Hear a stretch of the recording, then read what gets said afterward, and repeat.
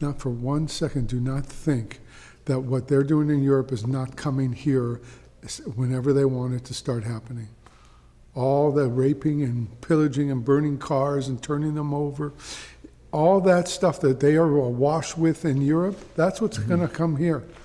That's set to come here. But does it take fresh immigration, or would it be current from the last 20 years? Muslim Americans. Well, yeah. Well, no, I'm saying the current population that's already here from those countries. Forget our future. From Muslim countries. That snuck in here, that had a visa and didn't leave. Which countries? From Somalia, Afghanistan, Egypt, everywhere. From everywhere. It's an invasion. It's a plot. It's their strategy. They're planning this war. These are the front troops. These are the shock troops to soften the target. So they can conquer Europe, they can conquer America now. The same tactics. What occurred 1 year ago on this date in Pittsburgh? Well, it was happened to be a Shabbos, Saturday morning, and it happened also to be the Yortzeit, the anniversary of the death of my Rabbi Meir Kahana. It happened to be on that day that this Pittsburgh synagogue was shot up by this white supremacist, and that's what happened a year ago. So it was a white supremacist. How big is the threat from neo-Nazis compared to Muslims against Jews? I think neo-Nazis are far less of a threat than is the threat from Muslims. The Muslims have come from around the world. They've snuck in this country, come legally, all manner of thousands and hundreds of thousands of them, and camped out all over the country, some training in the rural areas of New York or California, Florida, Texas. They're here. And you look at Europe the last 20 years, and that which they did in Europe, they could very easily be planning to do here. They're the same element. There's no difference. They wanted to call this the Syrian war refugees, that they're coming over here, the bedraggled poor just seeking asylum. It's all a lie. What's coming over here are 20-something-year-old thug kids, and they're wearing designer jeans and sneakers, and they have the attitude that Islam gives them the liberty to do anything they want here. They are raping their way across Europe as we speak for the last 20 years. Violence, mayhem, oppression, everything in the name of conquering for all of the world. And what about the progressive movement? The progressive liberal movement who professes to be supportive of Jewish rights. Obviously they're bemoaning the attack against Jews, but on the other hand, if Muslims are using the Palestinian cause as a justification to go after synagogues or to go after Jewish schools, is the Muslim population the only political threat that Jewish targets face? No, we face La Raza, which is Latin or Mexican terrorist groups. We face the white supremacists, surely. But the Muslims have, for the last 20, 30 years, the most hatred and the biggest vendetta. Well, I guess what I'm asking is, what about the progressive liberal movement? The progressive liberal movement is basically cowardice. Treasonous, traitorous, and cowardice. They think the Muslims are going to win, so they think that by taking their side on the issues of Israel and on defending them, that they're just poor immigrants who are acting out, and we have to have mercy on them, and we have to treat them with kid gloves and not call them racists and not call them anti-Semites and Jew haters. It's just pure cowardice as far as I'm concerned, and treason. And that's Jewish liberals also, not just white Christian liberals. You're saying Jewish liberals who are standing up defending? I mean, one of the reasons that Robert Bowers, who attacked Tree of Life Synagogue in Pittsburgh, one of his motivations was that there was this liberal group who was supportive of HIAS, Hebrew Immigrant Aid Society, which was importing and resettling Muslims in Pittsburgh. Right, and so and from that standpoint, that he reportedly went in saying these Jews must die, and they reported it as the Jews must die. These Jews must die means he was aiming for that third congregation that was a member of that building, which they went into the wrong... Dor Chadash. Yeah, Dor Chadash, the new generation, and they were the targets. He didn't hit them, but he thought he had gone into the one synagogue which had all of them in the one place. And so he was after them for, in his mind, I'm not justifying what he's saying or doing, but he thinks they're responsible for allowing the enemies of America to come in here. And they are responsible. These kind of Jews are getting us all in trouble by taking the stand of liberalism is their Judaism, socialism is their Judaism, and their religion that they worship. They're endangering us all because the whites who are not socialists or communists are going to get angry at Jews, and we have the face of this movement with these kind of Jews, liberal Jews, and they're out there in our name, supposedly, representing the Jewish people, and for all intents and purposes, the whites cannot tell us apart. And they think an Orthodox Jew walking down the street is sharing these attitudes with these liberal progressive Jews, and we're obviously not. We feel very strongly that we shouldn't defend people coming here who politically and militaristically have their sights set on disrupting and taking over the country. But right next door here yesterday on this show up for Shabbat, and this is an Orthodox, politically conservative synagogue that we're in right now. But right next door, they had a spokesperson, actually a member of HIAS, leading a session after the Kiddush on the importance of Jews supporting immigration. In this case, it was from Central America. But HIAS is resettling, and the southern border is being used by Muslim terrorists, by these gangs that smuggle them in, and will continue to do so unless we check the immigration on the borders and restrict the immigration that's coming in from the Middle East. Yeah, well, HIAS was a turn-of-the-century Jewish organization in New York and other locales around the world, and they were responsible for helping Jewish immigration from Eastern Europe and Western Europe. And since then, they can't justify their existence, so they've become the far-left liberals that they are. And immigration is one thing, legal immigration is quite another. Illegal immigration is forbidden. I don't care if the person coming in is Jewish or Israeli, they should be sent back if they came in here illegally.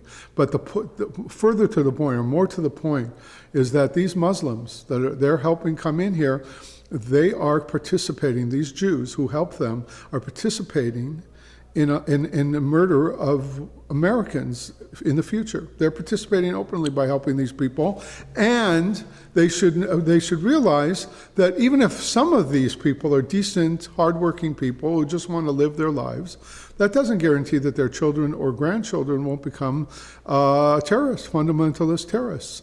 And so it's irresponsible, seeing what happened in Europe, to say that it'll be any different here. Right? Einstein and others have said the surest way to define insanity is to try the same thing over and over again that completely fails and think the next time it's going to work. That's the definition of insanity.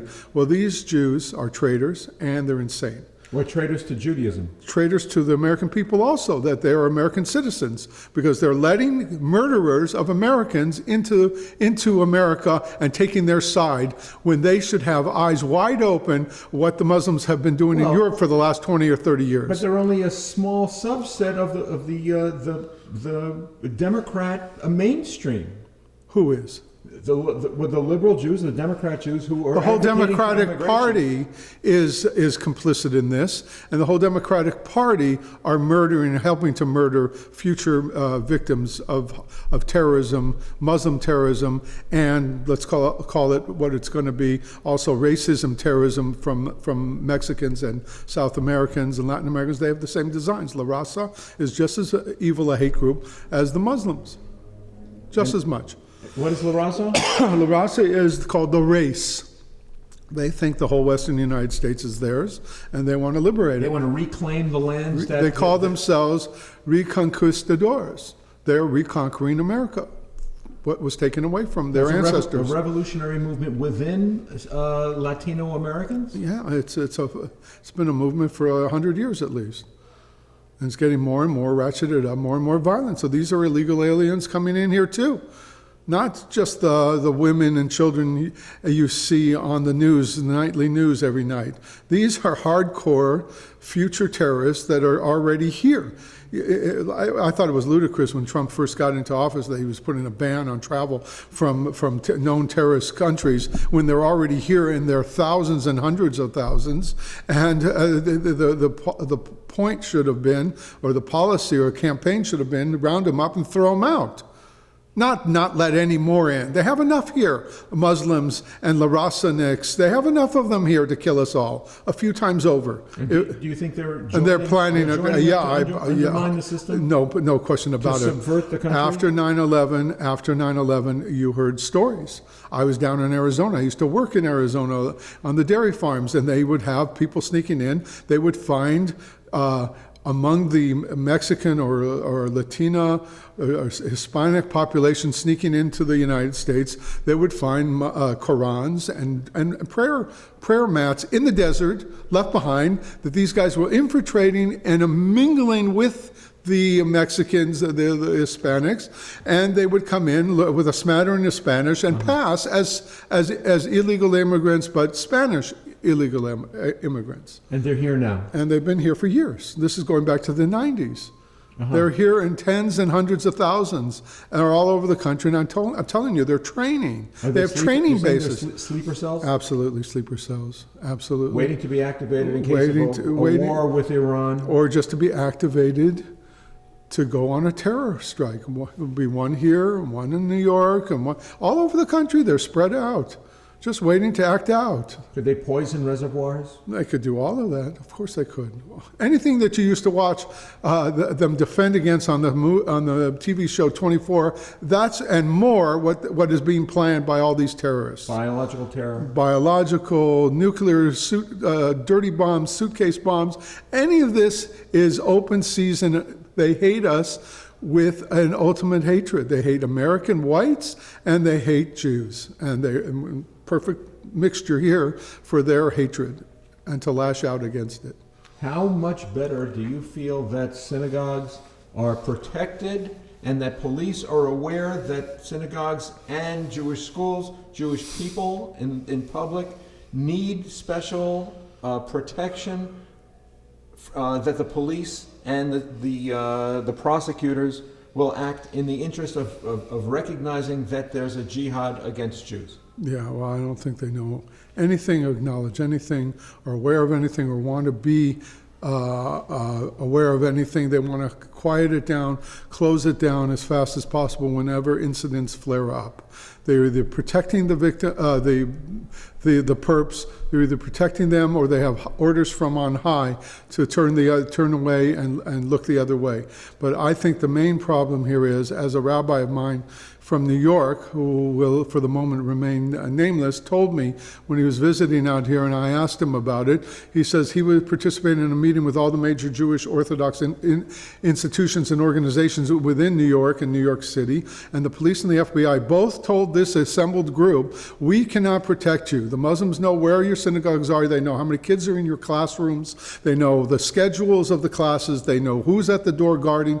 We cannot protect you. And so that is a frightening scope of things that is developed in America. We are beyond the pale. The only answer for that is for us to, en masse, pick up and leave and go to Israel, where we have more problems with terrorism, but it's our country there, our homeland, and we can vote the political hacks out of power there that are keeping this insanity going and this murder going, and then throw the Arabs out of our country. But we need to go in mass, in a couple of million of us, and vote these slime out of power in Israel so that we can have a free country, free of our enemies, free of being overrun by people who want to kill us and murder us, and that's the only way that we can do it. We can't stop what's happening here or going to happen here.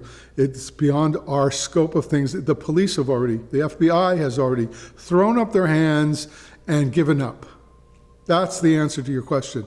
They are taking it seriously, but they've given up. It's beyond their capacity to deal with it. Mm-hmm. Well, how about the Jewish leadership of the Jewish Federation or the organizations that are the institutions that are set up to provide security for synagogues? All those alphabet soup groups are out to lunch, have gone fishing. They are asleep at the wheel. They don't know what the problem is. They don't know how to deal with the problem. All they know how to do is commission investigations and commissions to after the fact see the root causes of things. Well, let me tell you what the root cause is. Your lack of faith in God. Your lack of faith in God has led God to want to punish us, and therefore he lets all these enemies free access to us to harm us. And the only answer to both your miserable track record of protecting us, a miserable track record of even raising your own children to be Jewish and proud Jews who want to associate and identify with Judaism and with the land of Israel, our homeland, is woeful, and it's your fault. For 100+ years of your attitudes toward just trying to become the best Americans you could become and the best out-Gentile the Gentiles, that you want to be accepted and loved and respected and protect your positions of power and your wealth. Well, it's come at a cost, and that cost is it's soon going to be as untenable for Jews to live in this country as it is for Jews to live in Europe presently. But the synagogue that I was referring to that was hosting Hias and promoting immigration as a Jewish ideal, because we were strangers in Egypt, and we're commanded to be kind and sympathetic to the stranger, the immigrant. That's an Orthodox shul. That's an Orthodox congregation. These are not people who lack faith in God. They lack understanding of what true Judaism is. The true Jewish value there is to treat the stranger properly. It's talking about that stranger who has converted to Judaism, that you have to treat him no different than you treat of someone born Jewish. As far as treating other people, non-Jews, well, that all depends on who they are. If they're the enemies of our people trying to murder us, there is a mitzvah to kill them. There's a mitzvah to defend yourself. That someone comes, the Talmud says, someone comes to kill you, get up first and kill him first before he tries to kill you.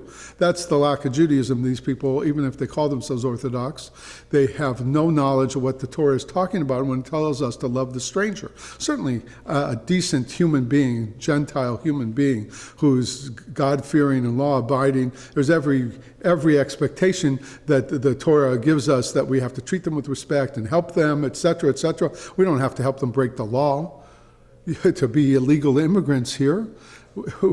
We support the laws of the country and the society, and we're patriotic, but the bottom line is to say that our love of the stranger means we have to embrace people that are coming in here illegally. That's not right.